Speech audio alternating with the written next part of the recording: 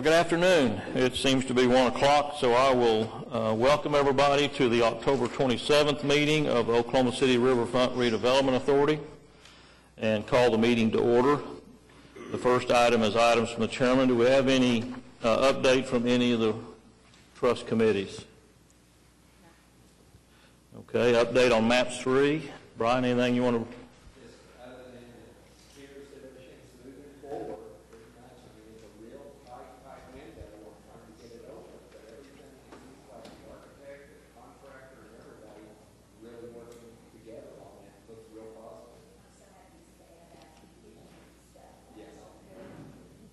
I know that Mike Knopf had Alan Ashby, I think his name was, with the Olympic Committee, was at council meeting this morning, and he also had him at Rotary, and I got to talk to Alan for just a few minutes there, and he got a tour this morning of the Whitewater Center and was very impressed and very much looking forward to the spring. Well, I had to leave there to come here, but thanks for bringing that up. Council.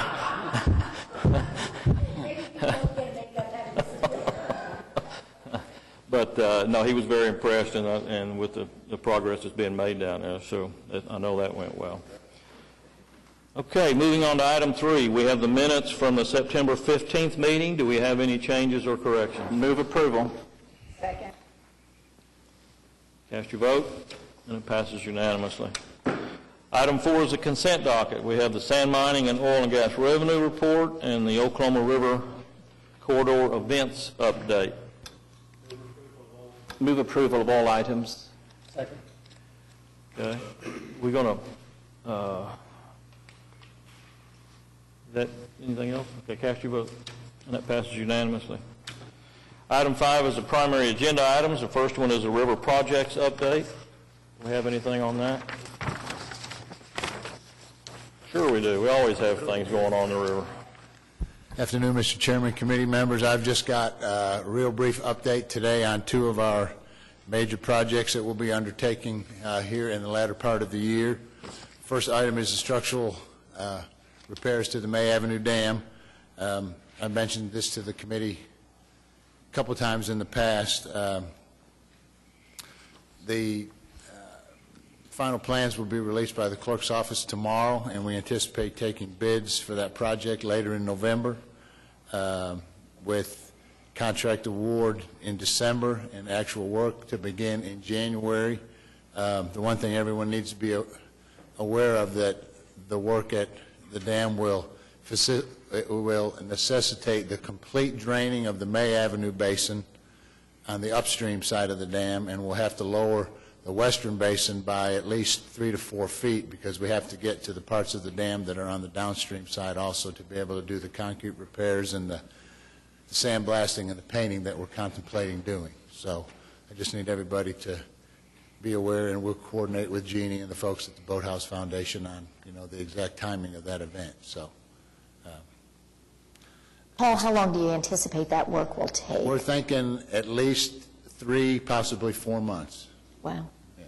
So it's quite extensive. Again, I believe the May Avenue Dam is now approaching 14, 15 years old, and it's our plan to do the May Avenue this winter, to do Paul Brum Dam next winter, and then take on the Eastern Dam in a couple years. So they're all things we've got to do just to make sure the dams stay in good shape, maintain structural integrity, have all the working parts continue to work. So you're watching the map for a really mild winter. Well, we're hoping. I mean, I don't know what the Farmer's Almanac says. I think it's not saying that we're going to have a mild winter, but let's hope they're wrong. Let's hope they're wrong. Anyway, item number 2 is the Public Works River Maintenance Facility. That's the building we're going to build down there at Exchange, across from the COTPA facility, to store our hydraulic cylinders, allow us to do maintenance and repair work on our boats, on any of the items at the dam. It'll provide a storage facility for all our hydraulic fluid that we have to keep on hand. It's just a very needed facility. We anticipate bringing the final plans to this body next month for your approval, taking final plans to the City Council, probably the second council meeting in December, taking bids after the first of the year, and issuing a work order prior to the end of January. So, if anyone has any questions, I'll be happy to answer them. If not, ask that the report be received or actually approved as submitted. So moved. Have a motion and a second to receive the report. Passed unanimously. Thanks, Paul. Thank you. Item B is receive the quarterly Oklahoma River Cruisers update. Hi, Jeannie. Hi.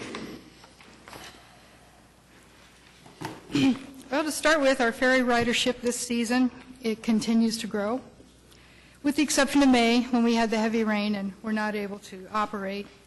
Our goal for the service is to have at least 10 riders per service hour, which is about 15 riders per trip. We've exceeded that all of our summer months, and our year-to-date riders per service hour stands at 12. So we're very happy about that. Service cancellations are at a minimum, with the exception of May, which was suspended due to the rain. We credit all of this wonderful continuation of service to Public Works and their efforts to keep, not only to keep the locks and dams working, but to keep debris from the river, which can cause damage to the ferries and interruption of service. Charters in 2015 are below what we sold in 2014, but they are above what we sold in 2013. We were anticipating a little better start, but of course in the month of May we lost more than half of our charters due to the rain. We expect next year, hopefully we won't have a complete washout month and we can continue to grow that number. We are also What about holiday? Are you doing holiday cruises, dinner things for Christmas parties and things? We are getting ready to do an e-newsletter blast. We're gathering some email lists to send out a blast to gather some of that. We do have some bookings already. I think our weekends are almost sold out.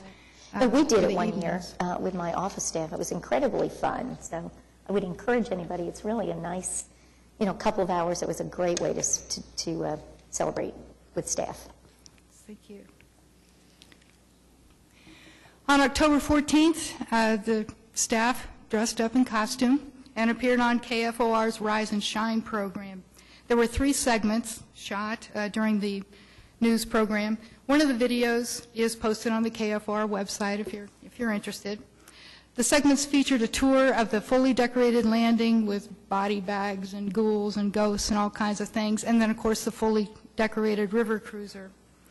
On the river cruises, those are our most popular specialty cruises, and prior to that broadcast, we had 4 Saturdays booked in October, and they had sold out. So we opened up 2 more, and they are now completely sold out as well. So once again, it's our most popular specialty cruise, followed by sunset cruises. Staff is beginning to plan marketing for the 2016 season. During the year, we gather rider surveys. We get about 5% of our riders complete a survey, and one of the questions we ask is, how did you hear about us? And some of the most common responses are travelok.com, which links to Discover Oklahoma. So we're going to shift about 40% of our marketing budget to Discover Oklahoma. We have Indian Head Video put together some wonderful footage last year of our boats, and they're going to break it up into 30-minute segments, which will appear on Discover Oklahoma. And then, of course, during one of their full segments that they have on Saturdays, they'll do a segment on Oklahoma River Cruises, which they've done before, and it's been very good to us. It goes statewide, and as I understand it, their reach is about 3 million views. And with that, I'll be happy to answer any questions you may have. Any questions for Jeannie? Thank you. I need a motion to receive that report. So moved. Okay. Cast your vote. Passes unanimously. Item C is to receive the unaudited interim financial statements for the period ending August 31st. I have a motion and a second. Any questions? Passes unanimously. Item D is to receive the Oklahoma City Community Foundation Charitable Organization Endowment Fund Report for the fiscal year ending June 30.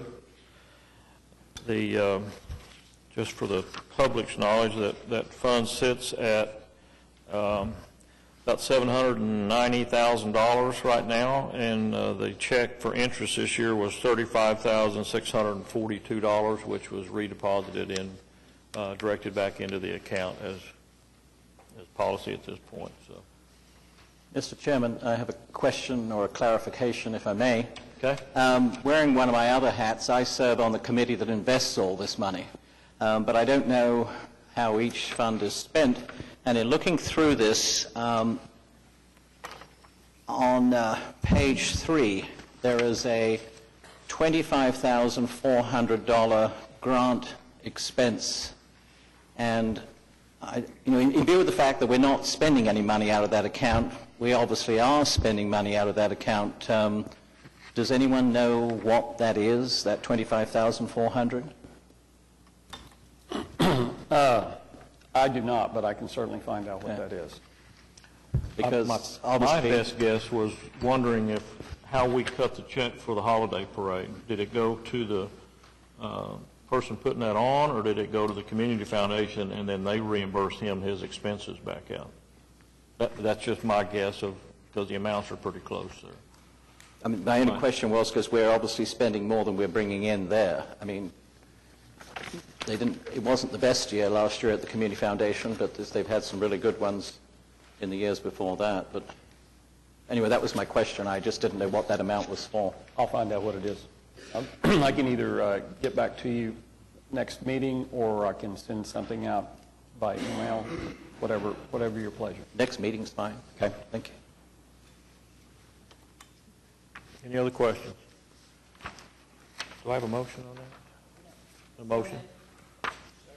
Cast your vote. It passes unanimously. Gary, I'm happy to see that we're reinvesting. I'm very happy to see we're reinvesting everything back in the fund until I thought we had $1 million threshold before we were going to expend anything, and so sometimes I know we have to spend some to make some, but I think it's a really good idea to just reinvest all the distributions until we get back on a... All right, item E is to approve the lease agreement among the City of Oklahoma City, the Oklahoma City Riverfront Redevelopment Authority, and City Care for the maintenance, development, operation, and programming at Crystal Lake. I understand that Mr. Evans would like to speak to that. Yes. Good afternoon. Larry Bross, the Executive Director for City Care. He's attending a funeral down in Dallas, so he's not here today, so I'm representing him. But basically, over the 5-year period that we had the first contract with, the lease agreement with, we developed stages, and the first stage was the stage of cleanup, and of course, we found tons of things that we had to clean up and remove from the premises, and so our second phase was to secure the property. We put some posting cables around it, and we made it an open and closed lake from sun up to sundown, so that has helped tremendously in making sure that we had control over that facility. The third stage, we actually start building out there, and we built a pavilion out there. It's a 40 by 80 pavilion out there. We put some permanent bathrooms out there. Stage 4 is actually now, we're to the point where now that the trail is in, the bike trail is in, I think Commissioner McAtee was out there for that opening, and we had a really great turnout. But now that we know exactly, where the trail is going, we are actually now looking at our infrastructure on what we're going to do out there as far as putting in water fountains and additional maybe small pavilions and those things. But our biggest contributing factor of what we've done out there is continue to provide an atmosphere for kids to come out in a safe environment where they're learning, they're participating, and we have our fast camps in the summer, and every year that's grown. And our main thing we've also tried to do is make sure that we maintain partnerships with other groups and collaborations. We've worked with Waste Connections, the Department of Wildlife Conservation. We've also had DHS come out there, so Oklahoma City Community Foundation. So we've continued to grow and network out there to maintain the property as well as make sure that we are viable in the community and continue to help others that want to come out there and continue the outdoor education out there. So having said all that, we are still a work in progress, but if there's any questions that I can answer, I would love to do it. And we do want to continue the agreement. I think Larry's already signed it and presented it before you, so we do want to continue the second phase of that agreement, which is another 5-year agreement. Any questions? Move approval? Could I just ask a quick question? Yes. Doug, does this agreement, or I'm sorry, does this agreement incorporate the regulations that we passed today at council to allow for the horseback riding?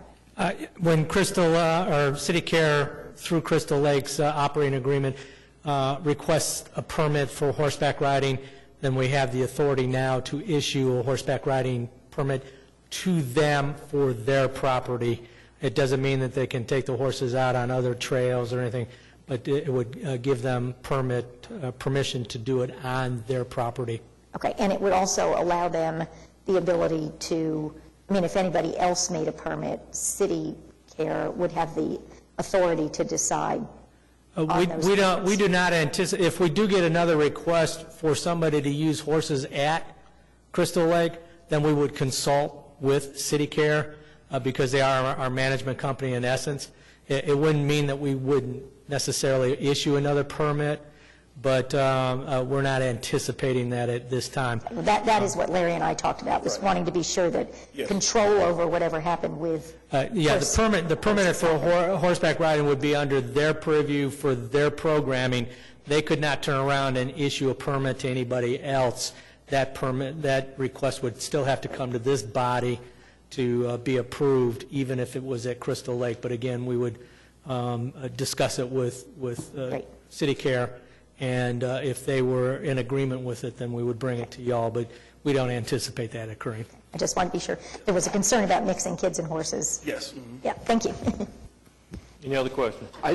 I'd just like to say, 5 years ago, Kathy led the committee that we were trying to figure out what to do with Crystal Lake, and I think it's come as close to a win-win solution as we could have come, because it was dirty, it was everything. City Care really wanted it. Greg's been fantastic out there. If you haven't gone out for an event, it's well worth it to go out, and I think, I think this is that type of win-win that we're looking for. Thank you. Yeah, if you ever saw it before and you see it now, it's remarkable. Y'all done a wonderful job out there. Thank you. Any other? Cast your vote. It passes unanimously. Thank you. Item F is to recommend the Oklahoma City Council approve a revocable permit with Oklahoma City Events and Entertainment for the Holiday River Parade, December 20th this year. Cast your vote.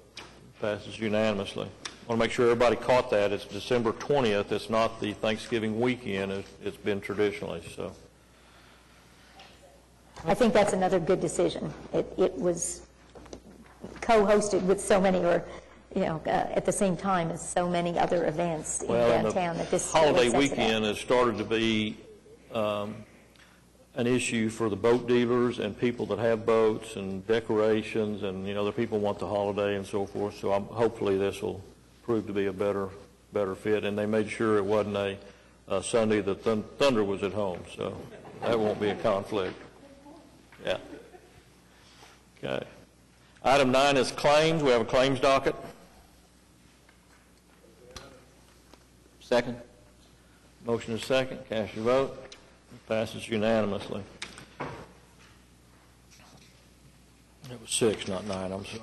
Item 7 is additional items. Any comments from staff? Pat, you have anything other than in the written report? No, sir, just probably would emphasize a couple of things. One is, and you just said it, the date has changed on the boat parade. That gives us a little more time. If you have guests, friends, people that you would like to have invitations sent to, let us know. We'll make sure that happens so that we get a really good turnout of patrons and folks that can enjoy the facility. We are working with DeLisi. We've located a couple of parcels of city property for our sand mine possibilities, so we're moving ahead on that, and would also point out that we have been invited. Actually, I think Trustee Voorhees may have stirred the pot on this. Trustee Williams and I have been invited, along with a couple of others, to participate in the South Chamber annual retreat, presenting information on both the history of the river, the current projects, and then future plans and activities. So South Chamber has, this year especially, really embraced their role with the river, and so we look forward to those opportunities to visit with the leadership of that organization. If there are any questions or comments, be happy to address them. Otherwise, would request that the report be received as submitted. So moved. Cast your vote. Passed unanimously. Thank you, Pat. Thank you. Comments by trustees? Do we have any citizens wishing to make comment? Very good. We are adjourned.